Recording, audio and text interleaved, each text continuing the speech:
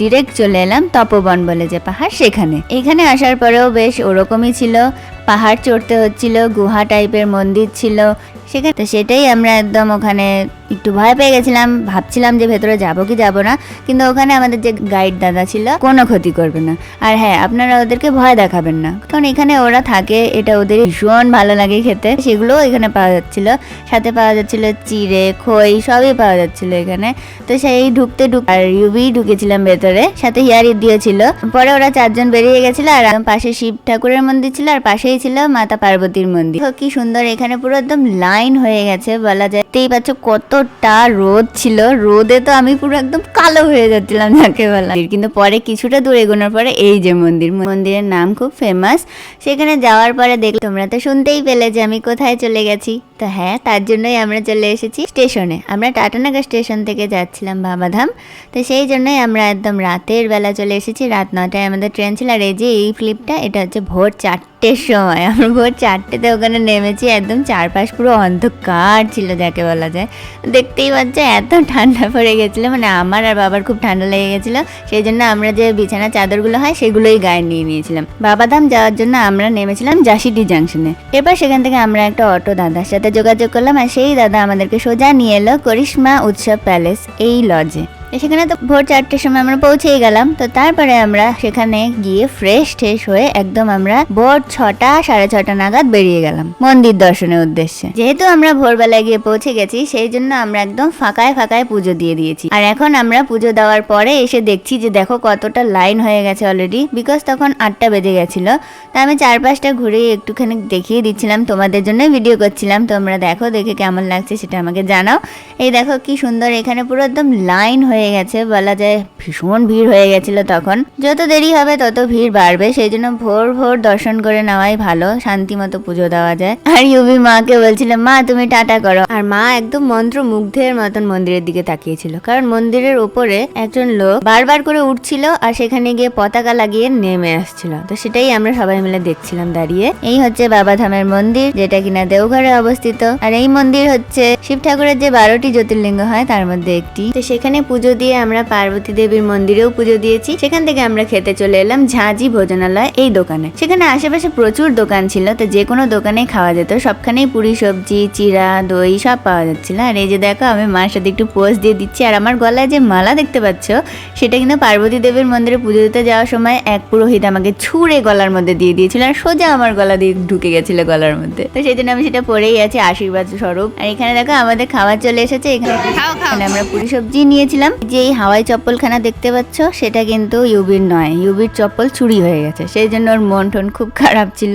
UV আর মার চপ্পলই চুরি হয়ে গেছিল, আমাদেরগুলো ছিল ভাগ্যিস। তো সেখানে অনেক দোকান বসে, একদম পুরো মেলার মতন দোকান বসে। সেই রাস্তা ধরেই আমরা চলে এলাম শিবগঙ্গা বলে যে ঘাট আছে, সেই পবিত্র ঘাটে। শুনেছি সেখানে সবাই স্নান করে, কিন্তু আমরা তো স্নান করিনি। তাই সেখানে গিয়ে ইউবি আমাদের সবাইকে একটু জলের ছিটে দিয়ে দিল। সেদিন ছিল ছট পুজো, তাই ঘাট ভর্তির লোক ছিল। আর চারপাশের ভাইবসটা ভীষণ সুন্দর আসছিল, বেশ মজা হচ্ছিল আমার।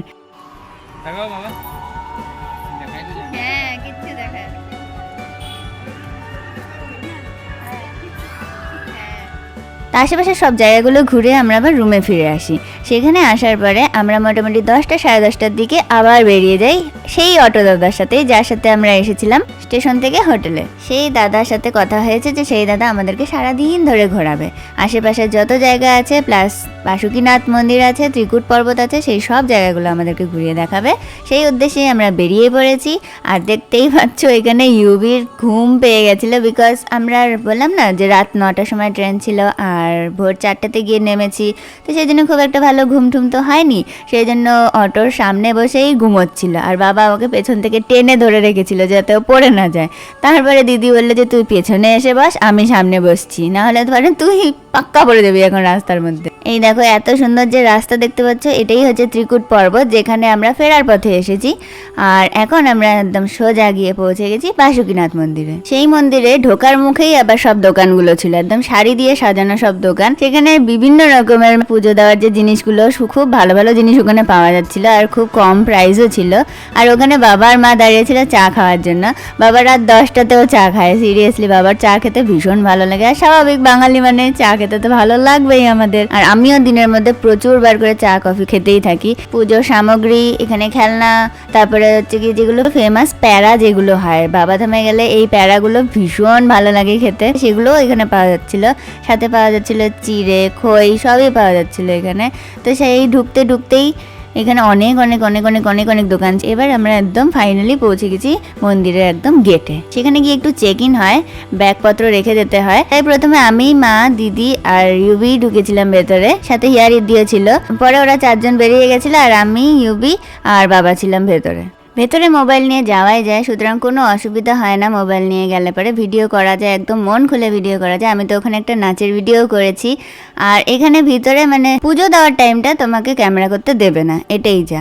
তো সেই টাইমটা তুমি পকেটে বা ব্যাগে রাখতেই পারো মোবাইলটা বন্ধ করে। আর এখানে দেখো, এখানেও সেম ছিল, একদম পাশে শিব ঠাকুরের মন্দির ছিল, আর পাশেই ছিল মাতা পার্বতীর মন্দির। বাবাধাম মন্দির হচ্ছে শিব ঠাকুরের ভালোবাসার একটা প্রতীক। মন্দিরের ঠিক পাশেই আছে পার্বতী দেবীর মন্দির, যেটা আমি বললাম, কারণ এখানে দেবী সতীর হার্ট পড়েছিল। তো বৈদ্যনাথ জয় দুর্গা শক্তিপীঠ নামে ওই জায়গাটি ফেমাস ছিল। আর দেখতেই পাচ্ছ কতটা রোদ ছিল, রোদে তো আমি পুরো একদম কালো হয়ে যাচ্ছিলাম, যাকে বলা যায়। একদম এত গরম লাগছিল, একদম মানে পুড়ে যাচ্ছিলাম, একদম এতটাই গরম ছিল। ওখানে মেঝেটা ছিল একদম পুরো পাথরের, সেটাও একদম পুরো রোদের মধ্যে তেতে ছিল। দেখছো এখানে দেখো সবাই জল দিয়ে দিচ্ছিল মেঝের মধ্যে, যাতে করে মেঝেটা বেশি গরম না হয়, বিকজ এখানে পা রাখা যাচ্ছিল না, এতটা গরম হয়ে গেছিল। আর এই যে এই জিনিসগুলো দেখতে পাচ্ছ, এটা হচ্ছে গিয়ে পতাকা টাঙানো হয় শিব ঠাকুরের মন্দির থেকে একদম মাতা পার্বতীর মন্দির পর্যন্ত। এই পতাকাগুলো কিনেও নিয়ে আসা যায়, আবার অনেকে মানতও করে, সেগুলো দান করে এখানে। এবার সেখান থেকে আমরা লাঞ্চ করতে চলে এসেছি। আমরা তো বাঙালি, তাই আমরা ভাত খাবো। আর ভাতের সাথে ওরা রুটিও দিতে চাইছিল, বাট আমরা বলেছিলাম যে না, আমরা শুধু ভাতই নিতে চাই। এটা হচ্ছে ভেজ থালি, আর এখানে 105 টাকা মাত্র প্লেট ছিল। ভাবা যায় এত কিছু আইটেম, ঝিঙে পোস্ত ছিল, আলুর তরকারি ছিল, ডাল ছিল, রায়তা ছিল, পাঁপড় ভাজা দিয়েছিল, সাথে ছিল আচার, আর মিষ্টিও দিয়েছিল আমাদেরকে। এত কিছু আইটেম ছিল। এখানে শুধু ভেজই পাওয়া যায়, যেহেতু এটা একটা মারোয়ারি হোটেল। সেখানে খেয়ে বিল পেমেন্ট করে আমরা মৌরিও খেয়ে নিলাম। খেয়ে এখন ওপরের দিকে চলে আসবো, বিকজ এটা আন্ডারগ্রাউন্ডে ছিল খাওয়ার ব্যবস্থা। তো নিচের থেকে ওপরে চলে এলাম, আর ওপরে আসার সাথে সাথে এই যে ঋদ্ধিকেও একটু দেখিয়ে দিচ্ছি। আর এইটা হচ্ছে গিয়ে বাথরুমের জায়গা ছিল, পরিষ্কার ছিল, ভীষণই পরিষ্কার ছিল। আর এখানে মনে হয় দুর্গাপুজো হয়, আমি ঠিক জানি না, বাট এখানে হচ্ছে গিয়ে বিয়ে বাড়ির ফেসিলিটিও যে আছে সেটা বুঝতে পারলাম বেশ ভালোই, বিকজ এটা একটা ভবনের মতন। সেই ভবনের নিচেই হচ্ছে গিয়ে খাওয়ার ব্যবস্থা, আর উপরে হচ্ছে থাকার ব্যবস্থা। এটা হচ্ছে শিব শক্তি কুঞ্জ, এটা একটা মারোয়ারি হোটেল ছিল। এখানে খাবারগুলো সত্যি ভীষণ ভালো ছিল, খুব ভালো লেগেছে আমার ওখানে। এবার সেখান থেকে আমরা বেরিয়ে গেলাম ত্রিকুট পর্বতের উদ্দেশ্যে। অটো করেই ফিরে আসছিলাম আবার। এত সুন্দর রোদ পড়ছিল আমার মুখে, আর খুব সুন্দর হাওয়াও লাগছিল, তাই একটু নকশা মেরে একটু ভিডিও করে নিচ্ছিলাম, আর সাথে ঋদ্ধিকেও নিয়ে নিলাম একটু। আর এই দেখো আমরা ত্রিকুট পর্বতের সামনে এসে পৌঁছেই গেছি। এত সুন্দর ছিল পর্বতটা, মানে চোখে দেখে জাস্ট চোখটা জুড়িয়ে যাচ্ছিল, সিরিয়াসলি এত সুন্দর ছিল। কিন্তু সেখানে পৌঁছতেই হয়ে গেল এক মজার ব্যাপার। মজার বললে ভুলই হবে, একটু ভয়ানকই ছিল ব্যাপারটা, বিকজ ওখানে ছিল অনেক বানর। আর তারা আমরা নামার সাথে সাথেই হিয়ার একদম কাঁধে ভর করে ওর হাতে যে পপকর্নের প্যাকেট ছিল সেটা পুরোটা নিয়ে নিয়েছে। আর ও তো বাচ্চা মানুষ না, ভয় পেয়ে গেছে একদম, হঠাৎ করে এভাবে এসে কেউ নিয়ে গেলে। আর ওরা কিন্তু খুব ঝটকা মতো টান মারে, একদম হঠাৎ করে চলে আসে, হঠাৎ করে নিয়ে চলে যায়। তো সেটাই আমরা একদম ওখানে একটু ভয় পেয়ে গেছিলাম, ভাবছিলাম যে ভেতরে যাবো কি যাবো না। কিন্তু ওখানে আমাদের যে গাইড দাদা ছিল তিনি ভীষণ ভালো ছিলেন। উনি বললেন যে কোনো ভয় নেই, আমি আছি ওখানে, আপনারা শুধু হাতটাকে গুটিয়ে রাখবেন না, মানে লুকিয়ে রাখবেন না, মানে লুকিয়ে রাখছেন কিছু এরকম কিছু শো করবেন না, তাহলেই ওরা আর আপনাদেরকে কোনো ক্ষতি করবে না। আর হ্যাঁ, আপনারা ওদেরকে ভয় দেখাবেন না, কারণ এখানে ওরা থাকে, এটা ওদেরই জায়গা, আমরাই এসেছি ওদেরকে ডিস্টার্ব করতে। নিজের সেফটির জন্য না তো লাঠি নিয়ে ওদেরকে ভয় দেখাবেন, আর না তো কিছু লুকিয়ে রাখছেন ওদের জন্য, এটা না মনে হয়, ব্যাস। আমরাও সেই মতোই দাদার সাথে চলে গেলাম পর্বতের ওপরে। বেশ অনেকটা হাঁটতে হয়েছে, সিরিয়াসলি অনেকটা হাঁটতে হয়েছে, অনেক সিঁড়ি ভেঙে ভেঙে যেতে হয়েছে, কিন্তু প্রতি জায়গায় ছিল সুন্দর সুন্দর ঠাকুরের মন্দির ছিল বিভিন্ন গুহার মধ্যে, সেখানে আমরা গেছি। এই আশ্রম হচ্ছে সম্পদানন্দা স্বামীজির আশ্রম। এটা হচ্ছে ত্রিকুটাচল আশ্রম। এখানে ভেতরে গিয়ে ক্যামেরা করতে দেয়নি, কিন্তু এখানে বেশ অনেক মুনি ঋষিরাই ধ্যান করতে এসেছিলেন, সেই ফটো এখানে আমরা দেখেছি। ভেতরে গিয়ে সেগুলো তো রেকর্ড করতে পারিনি, কিন্তু এখানে চড়তে গিয়ে আমাদের একদম হালত পুরো টাইট হয়ে গেছিল। বাইরে এসে আমরা আখের রস খাচ্ছিলাম, আর এখানেও বেশ অনেক রকমের দোকান ছিল যেখান থেকে খরিদারি করা যাচ্ছিল, খুব সুন্দর সুন্দর জিনিস ছিল। আর ওখান থেকে আমরা ডিরেক্ট চলে এলাম তপবন বলে যে পাহাড়, সেখানে। এখানে আসার পরেও বেশ ওরকমই ছিল, পাহাড় চড়তে হচ্ছিল, গুহা টাইপের মন্দির ছিল। সেখানে গিয়ে আর অতটা পাহাড় চড়া হয়নি, বিকজ আমাদের হালত টাইট ছিল। বললামই তোমাদেরকে, দেখেই বুঝতে পারছো নিশ্চয়ই আমাদেরকে যে আমরা কতটা টায়ার্ড হয়ে গেছি। এবার আমরা চলে যাচ্ছি নলাক্ষা মন্দির দেখতে। সেই মন্দিরও এখানকার ভীষণ ফেমাস একটা মন্দির। ওখানে গিয়ে অনেক কিছু জানতে পেলাম। ভেতরে গিয়ে সেই গাইড দাদা আমাদেরকে অনেক কিছু বললো সেই পাহাড় সম্বন্ধে, সেই পাহাড়ের যে গুহাগুলো, সেখানে যে সাধুরা ধ্যান করতে যেত সেই সম্বন্ধে। সব আমি অন্য কোনো এক ভিডিওতে তোমাদেরকে বলে দেবো। আর ফাইনালি আমরা পৌঁছেই গেলাম নলাক্ষা মন্দিরের রাস্তায়। তো সেই রাস্তায় গিয়ে তো আমরা ভাবলাম যে কি বাবা, কোথায় মন্দির, কিন্তু পরে কিছুটা দূর এগোনোর পরে এই যে মন্দিরের দেখা পেয়ে গেলাম। তো এই হলো সেই মন্দির, যেই মন্দিরের নাম খুব ফেমাস। সেখানে যাওয়ার পরে দেখলাম যে সত্যি মন্দিরটা ভীষণ সুন্দর। চলো ভিতরে গিয়ে দেখা যাক মন্দিরটি।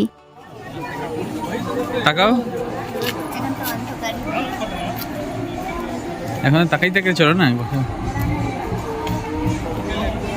কিছুতে বলো। এখন আমরা আছি নলাক্ষা মন্দিরে। এই মন্দিরটি বানিয়েছিলেন রানী চারুশীলা দেবী। এই মন্দিরটি বানানো হয়েছে 1940-এ। মন্দিরটি বানাতে 9 লাখ টাকা খরচ হয়েছিল তখনকার সময়, সেই জন্যই এই মন্দিরের এরকম নামকরণ নলাক্ষা মন্দির। রাজ আমলের বাড়িগুলো যেমন হয় একদম ওরকমই ছিল। আমি একটু চারপাশটা ঘুরে ঘুরে দেখে নিলাম ঝটপট করে।